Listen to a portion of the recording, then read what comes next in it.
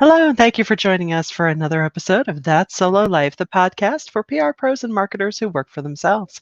I am Michelle Kane. My company is Voice Matters, and I'm here as always with my wonderful co host, Karen Swim of Solo PR Pro. How are you today, Karen? I'm great, Michelle. Thank you. How are Good. you?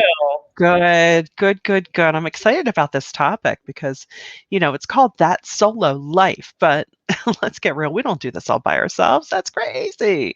No one can know everything. So, sometimes if your project calls for it, or you just, want to choose to work that way to free up more of your time to either, focus on higher level work or not, is working with contractors. So today our topic is soloing together.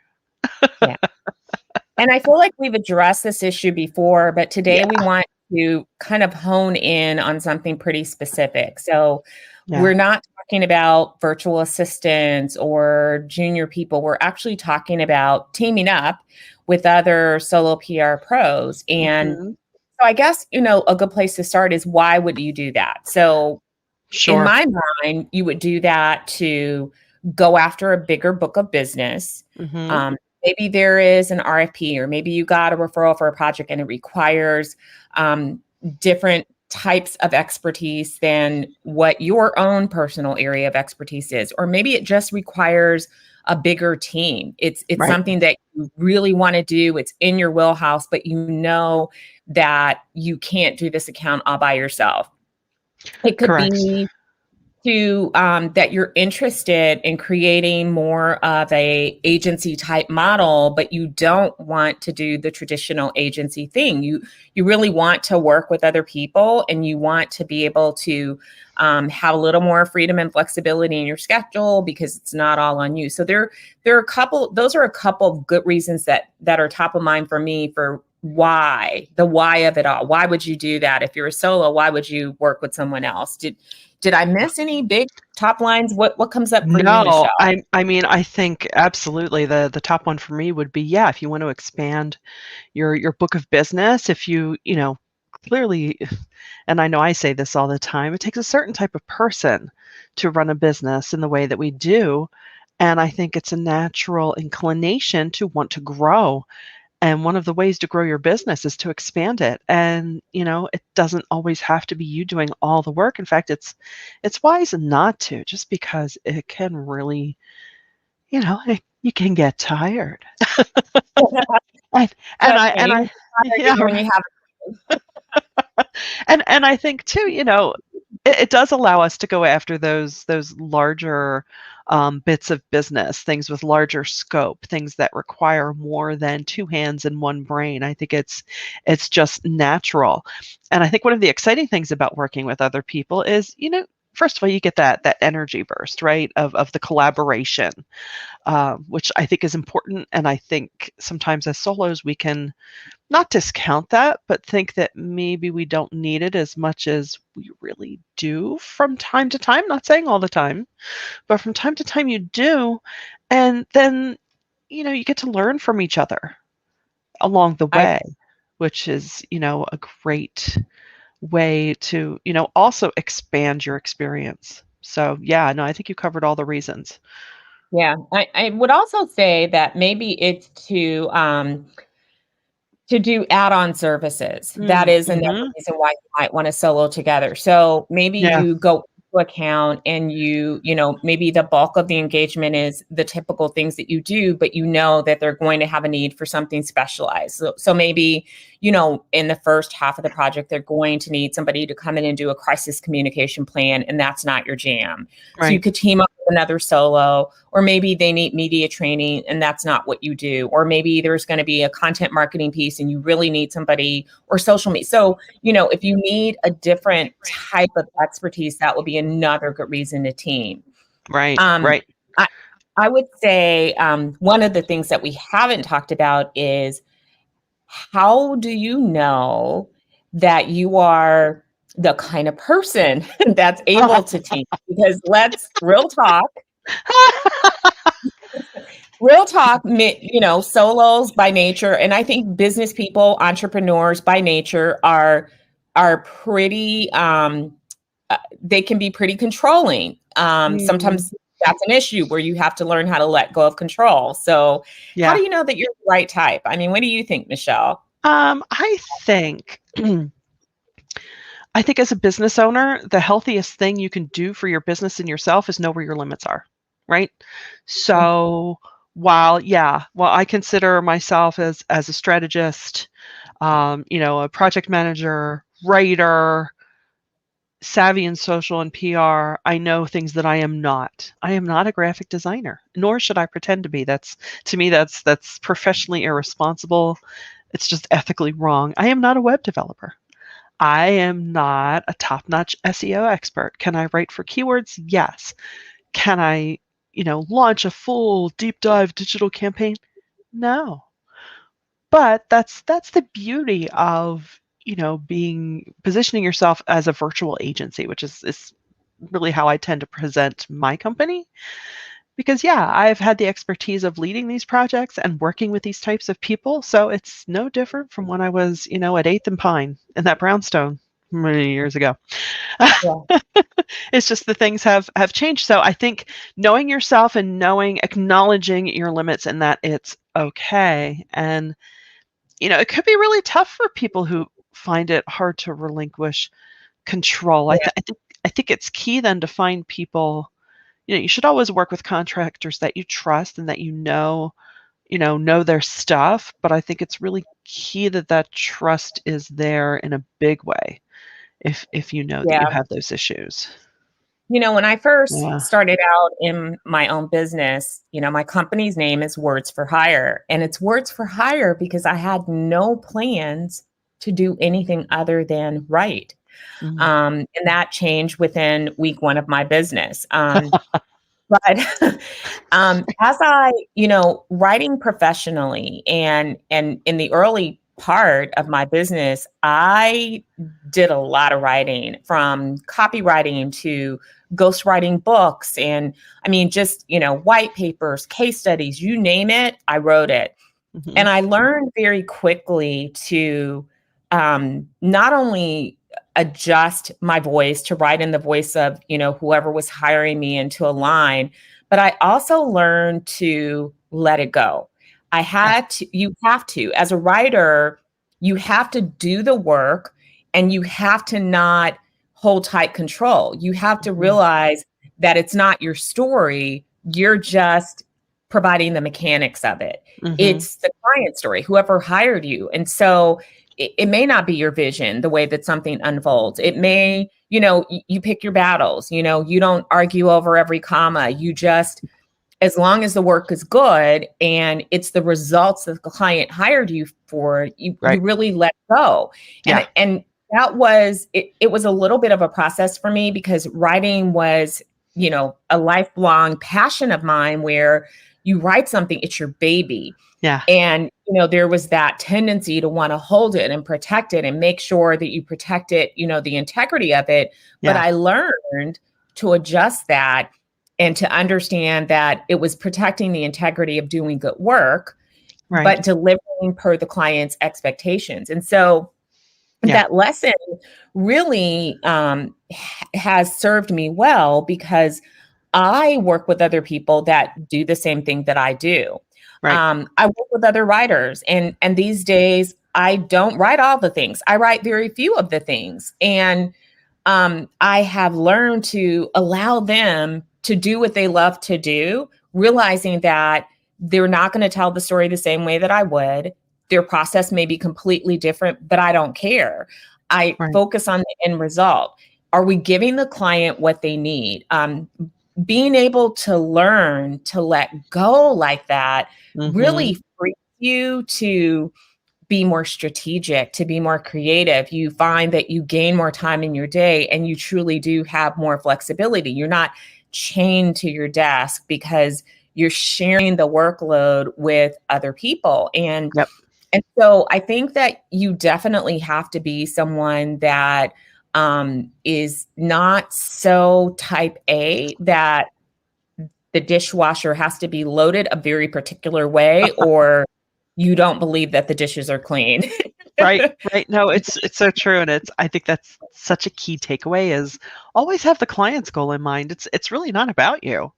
Yeah, I think back to I don't know how you felt about, those college placement essays that you had to write, right? yeah, They gave you a topic or even on papers when people were saying, "Oh, I don't know, I don't care about it." I'm like, it's not the point whether or not you care about it. It's how well it's written. So put that yeah, aside, pick a point of view and roll with it. You don't necessarily have to, have yeah, such an emotional stake with it. Not that, of course, our business is personal. We cherish these people that entrust us to perform these activities for them.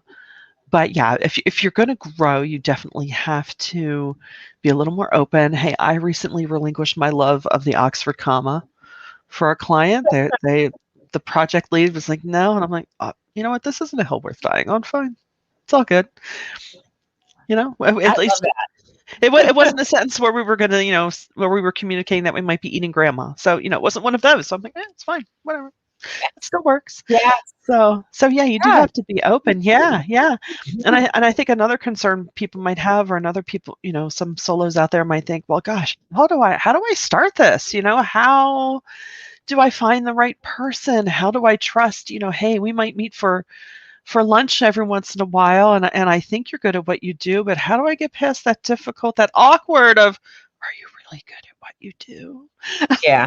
Good enough to be on my team? And it can be kind of risky for us from time to time, but It is. I mean, so I'm going to be completely transparent and 100% honest. And this is not a slam on people that I've worked with, over these almost 20 years. right, Everybody's not a great fit for you. And right, and so in that regard, and again, this is where you really make that mindset shift from a worker to in your own company, because I think we all start there, right? We all start out as yes, worker bees in our own company. We're doing all the yeah, things, all of it. yeah, This is where you really shift into CEO mentality. You shift back in, and many of us came out of leadership roles. You shift back into management mode. And you have to realize that it's not personal. You want to give people the tools to right, succeed.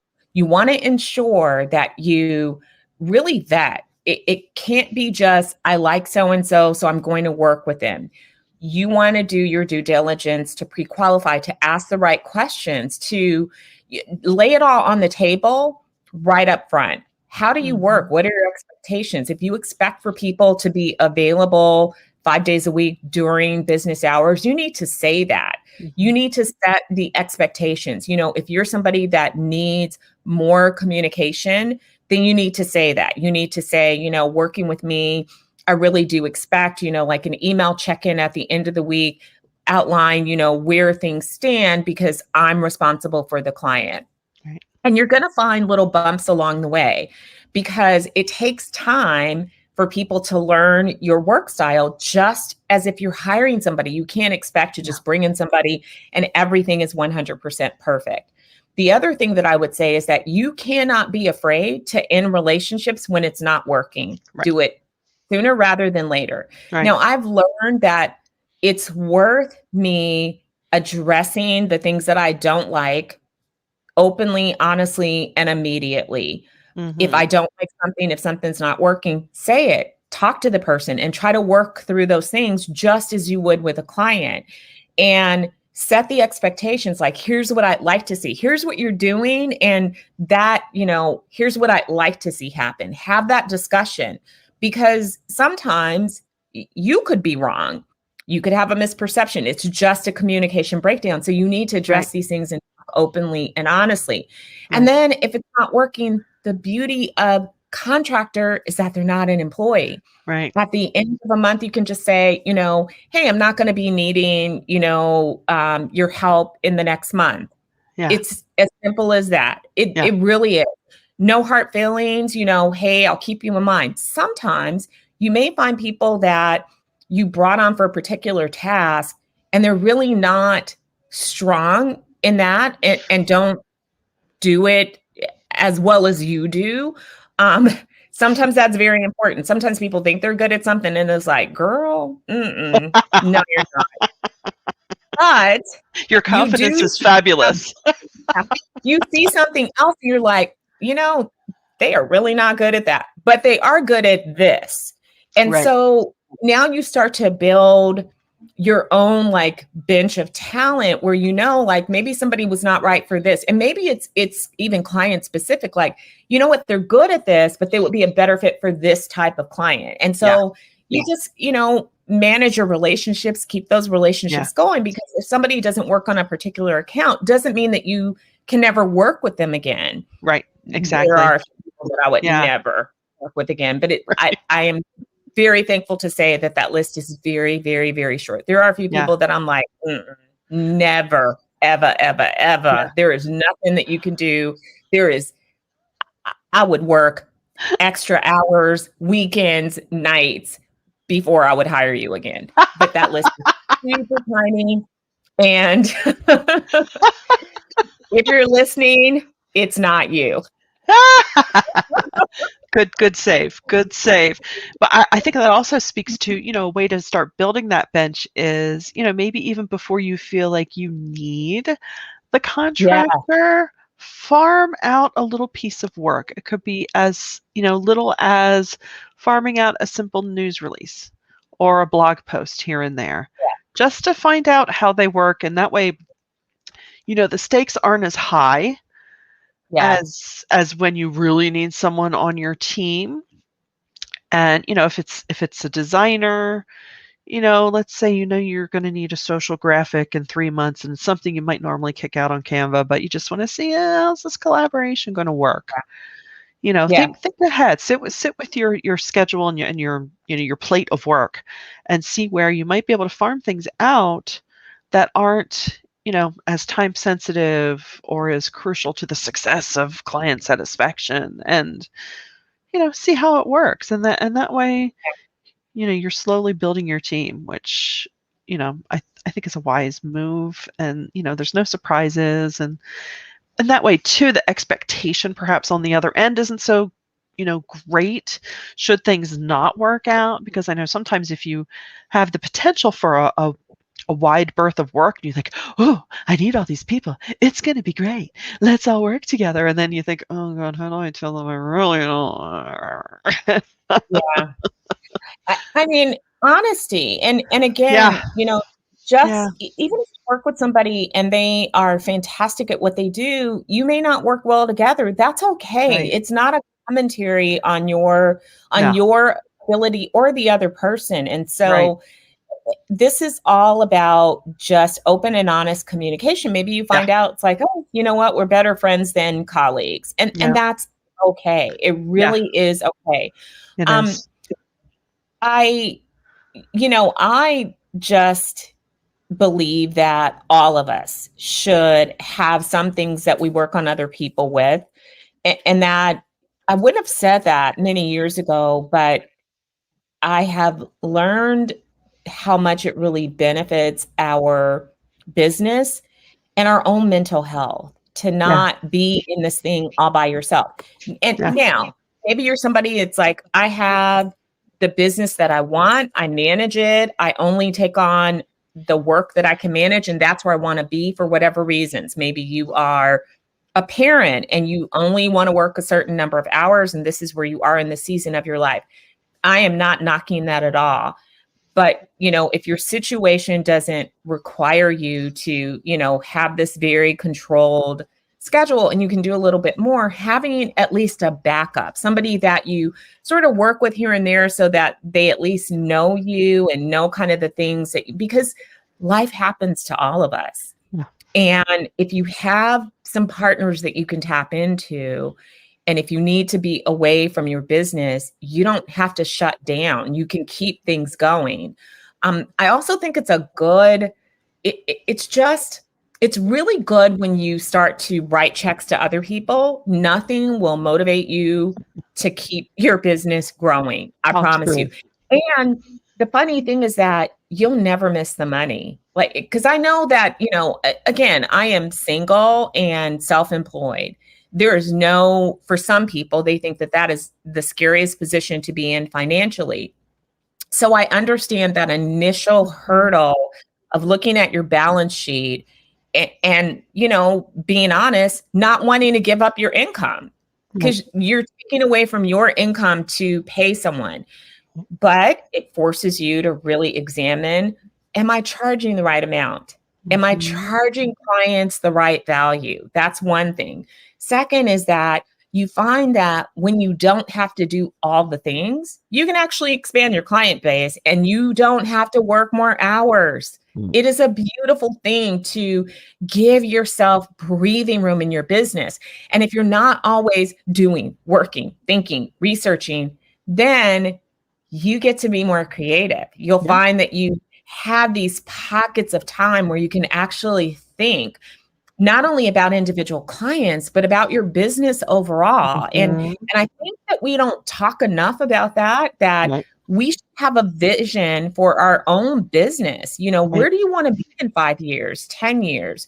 Right. What's your exit strategy? Do you plan to create a business that you can sell? Do you want to build a business that becomes, the family business? There are plenty of people in PR that follow their parents into the Mhm. profession. Mhm. We had a guest recently whose dad had started this graphic design marketing business, and Yeah. she worked in the business and then she took over the business. It is possible Yeah. for you to create a business that your children step into. And I know some of you out there have PR kids. One of my colleagues has a kid that's interested in PR. That's so beautiful to me. So think ahead, Yeah. but when you're doing, and then it's Friday and you're exhausted, you're not thinking about that. You're just thinking about, oh, okay, funding announcement, client survey, okay, content marketing campaign, okay, got to do this, got to do, Yeah. it's just your days are just series of checking it off, doing the Yeah. work, checklist. Okay, Yeah. got that, got Yeah. that, pitch that, secured that, did this. Yeah. You need breathing room. You do. You do. Hey, and I'll be honest, I am kind of in that position and eager to move out of it. It's like, and it is scary even to say, take 2 hours on your calendar, and Yeah, just sit and think about your business and think of the ways that you can expand it because, if you intend to have it for the long haul, you need to think about the sustainability. You know, yeah, we're all tough cookies. We can all tough it out for a while, but the tough it out's gonna run out, and you don't wanna be in that position, you don't yeah, and honestly, if you start just, baby stepping contractors in, then you'll be ready when the big opportunities come. It's so much better than, chasing things after the fact. If you have an opportunity, you're like, "Oh, yeah." Or also, this is another thing I've don't make this mistake, and I don't know that I've made this mistake per se. I think I had to stop myself the first time I did it, which was, "Hey, I'm looking to for a new web developer," and this was early on in my business, and I was like, "Oh, I can recommend." Whoa, whoa, whoa! Wait a second.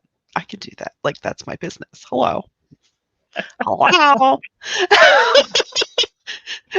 And yeah, so make sure don't trip over that little thing there. yeah, Um, keep that in mind too. yeah. Like, oh yeah, this I could be mean, an opportunity for me where it's nothing that I really need to do. I'm just, little light project management, to be honest, and moving things along. Because sometimes people in those positions who are, the web developers, the creatives, they don't want to be client facing. I true, mean, just because true. we're not agencies doesn't mean the agency model doesn't work.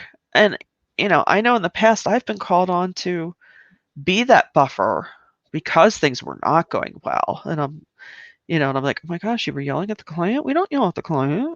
You yell at me, and Yeah, then I find a way to communicate it to the client. We never yell at the client. well, I love that you brought that up because, often we think about, soloing together for the bigger projects. But you know what? Soloing together also allows you to take on smaller projects. Mhm. It allows you to, I've done this, my colleagues have done this, where you take a project because you really like the person and you're not really going to be involved, but you give that budget to someone else, in your network, and that person, works under the banner of your company. You're a Yeah. contractor, Yeah. but they enjoy the work. You've given them work, and maybe you take like a small piece of the pie for the administrative part. So you're Exactly. not really doing any of the work. You Yeah. maybe are, taking a meeting or, Right. handling communication, doing the invoicing, but you have this joy of serving a client that you're doing zero work for, but somebody else is happy Yeah. because they love that client and you provided another avenue of income for them. And so it Exactly. really is not just to get the bigger pieces of business. It can also give you that freedom to take on different size budgets because you can take on things that you're not really involved in. Right. Um, you know, we've talked so much in this past year and a half about mental health, just, overall in the whole wide world.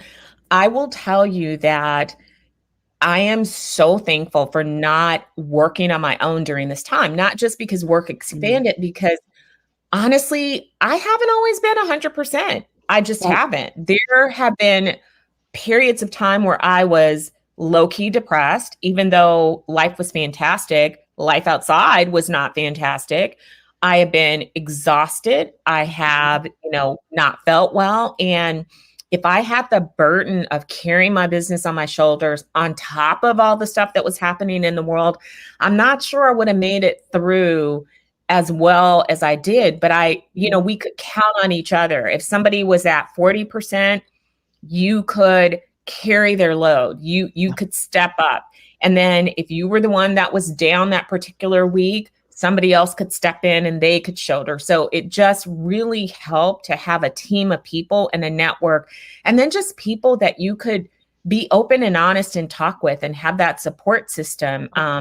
People that Just get it. I say enough about it. And I know not everyone's a fan. Some of you really enjoy just working on your own, but consider just adding somebody for a little tiny piece and let us know about it. Let us Yeah. know how it worked for you. We'd love Yeah. to hear that. Yeah. So, we hope you get inspired from this episode. Think of little ways that you can start working with other professionals just to, expand your business, take the load off. And we thank you for spending time with us, and you inspire us too. And so, until next time, thanks for listening to That's So